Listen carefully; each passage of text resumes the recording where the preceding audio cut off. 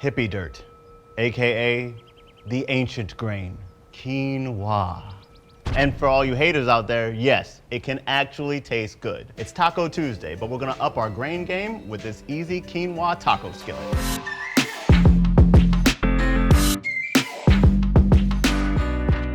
Quinoa is a protein-packed seed that makes a great substitute for rice and other grains. It's also popular for salads, but today, we're making the hottest collab of the century. So let's jump right in. The first mistake people make with quinoa is not rinsing it, and that's just a quinoa faux pas.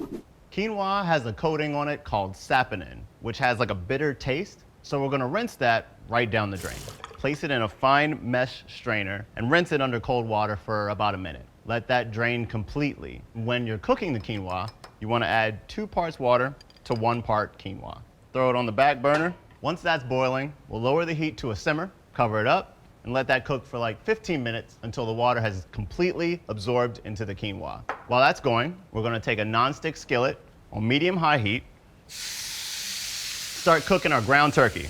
We're gonna let that cook for about 5 minutes until all the parts of it are no longer pink. For this recipe, you could also use ground chicken or lean ground beef. So my quinoa's come to a boil. I've turned it down to low heat, and now the water is fully absorbed. And this is what you want to see, guys. This is the kind of texture you're looking for. You want to just stir it directly into the skillet. Nice and fluffy, nice and light. Get that all mixed up in there. Well, now we're gonna bring some flavor to the game, all right? We got our McCormick taco seasoning mix. Throw that in there.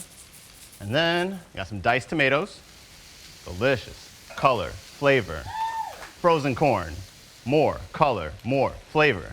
I want to stir that up and let everything cook in there for about 5 minutes. Smell that flavor? It's that taco seasoning going to work. We'll remove the skillet from the heat, and then we're going to top this bad boy with some shredded cheese right on top. Now that my cheese on there, pop the cover on that, let the party begin. All right, so we've let this sit for a while. Let that cheese get all ooey and gooey and delicious. Come here a little bit. You're going to want to see this. Check that out. That's delicious. You can eat it as is, or you can top it off with some sour cream. We got some guac here, chopped cilantro for an extra flavor kick. We got taco fixings over here, and voila, you've got a super easy weeknight meal that everyone's gonna love. Make sure to check out the Flavor Maker app. You'll find all the Flavor Maker videos and tons of delicious recipes. You can even scan your McCormick spices, add them to your digital spice rack, and create shopping lists. Plus, a ton of other cool features that I haven't even explored yet. Have fun cooking, guys.